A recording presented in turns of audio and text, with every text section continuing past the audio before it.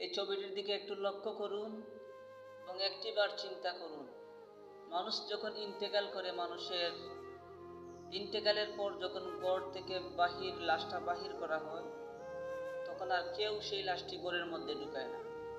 হায় রে মানুষ, যখন তুমি ইন্তেকাল করবে তখন বুঝতে পারবে দুনিয়া তোমার জন্য কি ছিল। এত টাকা পয়সা, এত সম্পত্তি তোমার কিছুই কাজে আসবে না। যখন তুমি ইন্তেকাল করবে, যখন তোমাকে ঘর থেকে বাহির করা হবে, তখন আর তোমাকে ঘরের মধ্যে ঢুকাবে না। লাশটি দেখুন, একজন ব্যক্তির লাশ, সে ইন্তেকাল করেছে, যখন ঘর থেকে লাশটা বাহির করা হয়েছে, বৃষ্টি দিতেছে, তারপর কেউ তাকে ঘরের মধ্যে নেয় নাই। কিসের এত টাকা পয়সা, কিসের এত অহংকার? দুনিয়া দুনিয়া করে তুমি দুনিয়ার পিছনে ঘুরতে থাকবে, দুনিয়াকে তুমি কিছুই করতে পারবে না, বরং তোমাকে দুনিয়া তোমাকে